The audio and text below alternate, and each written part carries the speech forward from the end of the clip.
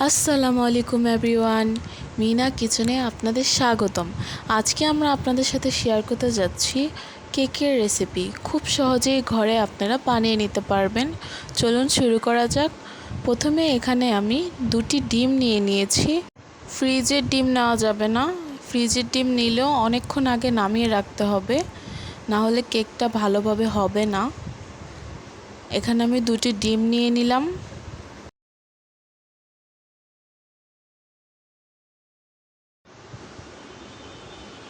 তারপরে আমি এখানে 1 কাপ পরিমাণে চিনি নিয়ে নিয়েছি। চিনিগুলোকে আমি ধাপে ধাপে মিক্সড করব, একেবারে মিক্সড করব না। এখানে আমি 1 কাপ তেল দিয়ে দিলাম, সয়াবিন তেল।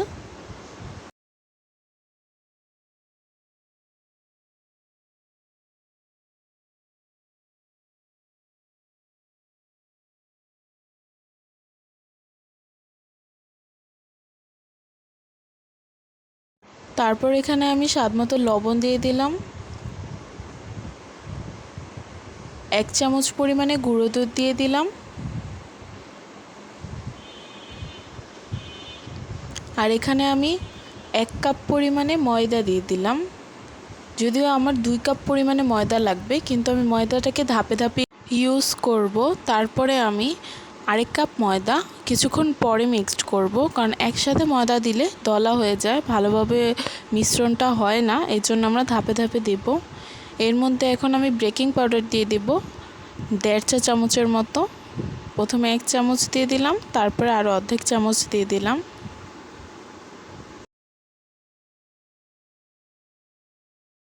এখন আমি আরও 1 কাপ ময়দা দিচ্ছি এখানে।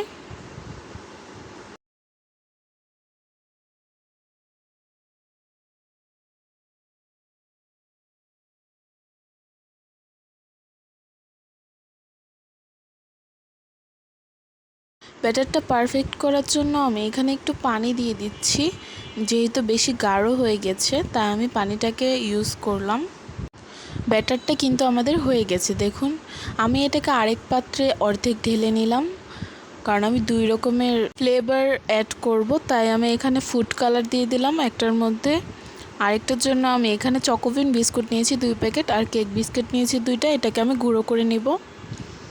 তারপরে 1 প্যাকেট কফি দিয়ে দিব আমি এখানে। দেন আমি ভালো করে এটাকে মিক্সড করে নিব। একটু পানি দিয়ে দিলাম ব্যাটারটার জন্য। তারপরে 1 চামচের গুঁড়া দুধ দিয়ে দিলাম। যে পাত্রে আমি কেকটাকে বানাবো, ওই পাত্রটাকে আমি তেল আর ঘি দিয়ে ব্রাশ করে নিলাম। এখন একটার পর একটার ব্যাটার ঢেলে দিলাম। দেন আমি চুলায় একটা বড় প্যানে স্ট্যান্ড বসিয়ে তারপরে কেকের ওই পাত্রটা বসিয়ে দিলাম। এখন এরকম মিডিয়াম আঁচে আমি কেকটাকে রান্না করব।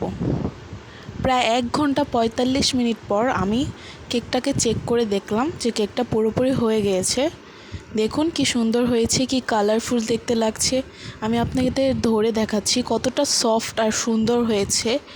পুরো একেবারে দোকানের কেকের মতো হয়েছে। আমাদের এরকম নতুন নতুন রেসিপি পেতে আমাদের পেজটাকে ফলো, লাইক আর শেয়ার দিয়ে আমাদের পাশে থাকবেন। আজকের জন্য এই পর্যন্তই। আল্লাহ হাফেজ।